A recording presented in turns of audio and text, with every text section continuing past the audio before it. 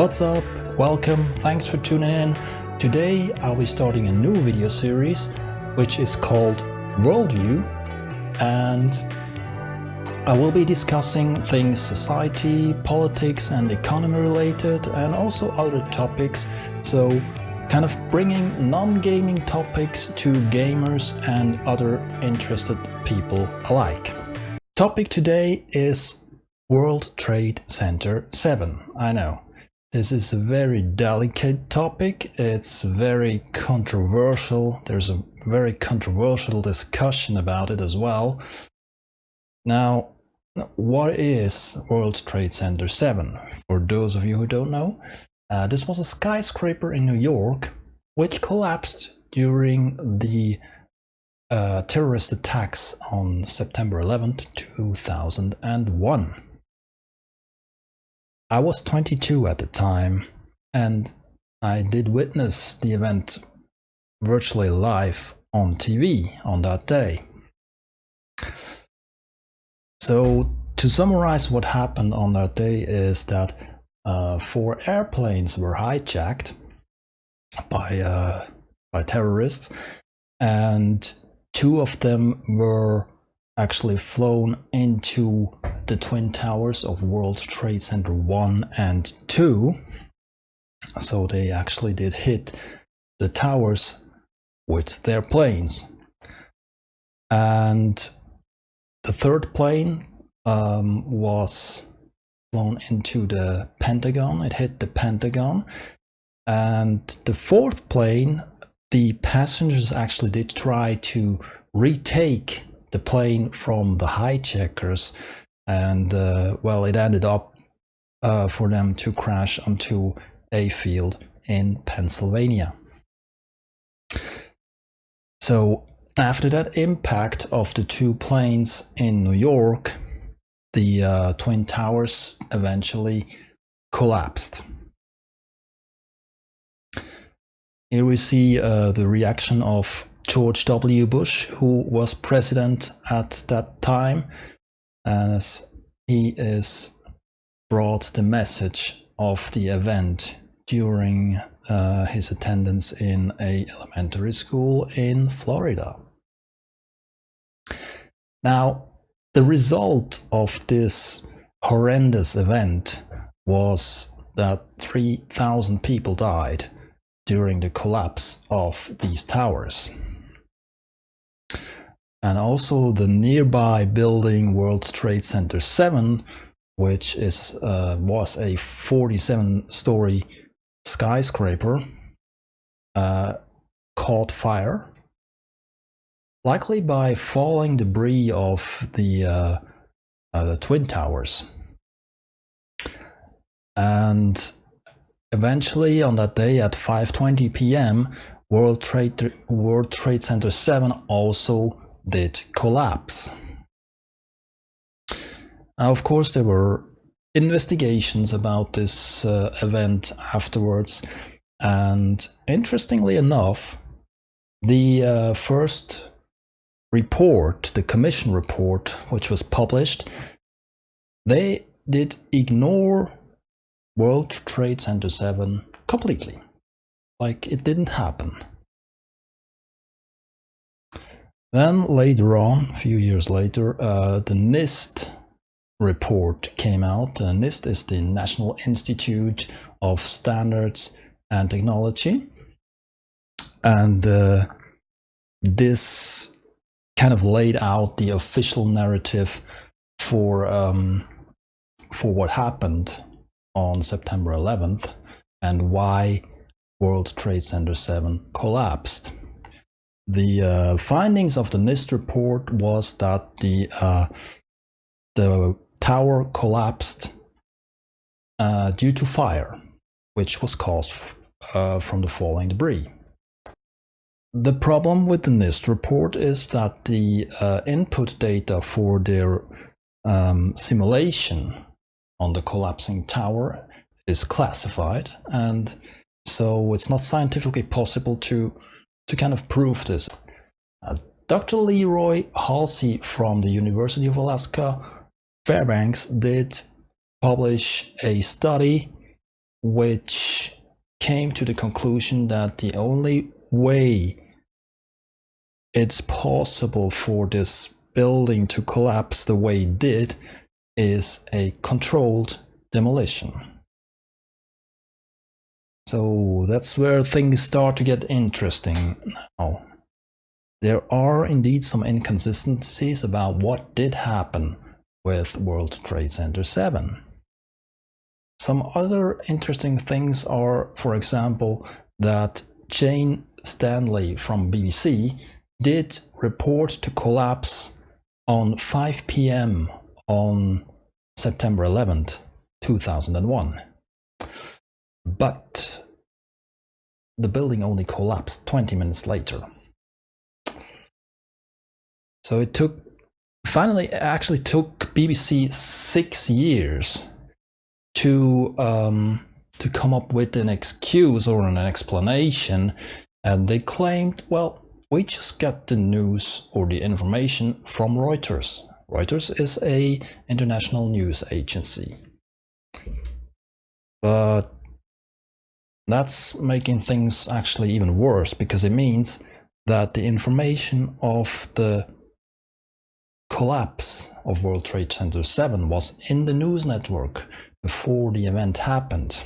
Now, the BBC News chief Richard Porter eventually just claimed it was a mistake and nothing more was said about it. So we'll just leave it at that. Now, let's have a look at the tenants of World Trade Center 7, just for reference. So some important tenants of World Trade Center 7 were the Department of Defense, the Secret Service, the CIA, the Securities and Exchange Commission, with all their proofs on the Enron scandal, for example, which got destroyed in the event, and also Mayor Giuliani's Office of Emergency Management. Now, this is just for reference now. Let's go and have a look at another interesting aspect of this. Let's have a look at the financial market. There is a thing called put-call ratio on the financial market, and I'm going to be explaining this real simplistic. A put is basically a bet on a falling price, and a call is a bet on a rising price. So that ratio between put and call is usually around 1. Now, days before the attack, the put-call ratio on United Airlines and American Airlines was surging at 25. So that means that the investment volume that was actually betting on falling prices was 25 times higher than the investment volume that was betting on raising prices. Interesting. Also, we can have a look at another company called Raytheon. They're the producers of Patriot and Tomahawk missiles, and the investment volume on call options, so money betting on raising prices, was 6 times higher than money betting on falling prices. So some kind of information was in the market, not only in the news network but also in the financial market, that something special is going to happen. Now, let's have a look at another interesting aspect of this entire event. The fact that the Twin Towers were actually full of asbestos. And there was a court order in 2001 to remove that asbestos. And the city of New York tried to find actually ways to demolish the Twin Towers, because the removal or the replacement of the asbestos was deemed too expensive.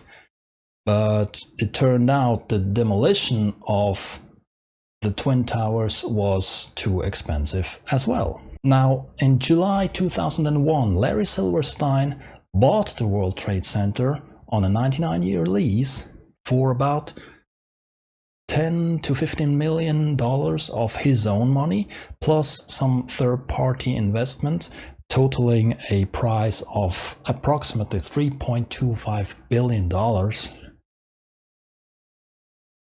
And he actually raised the insurance on the World Trade Center as well.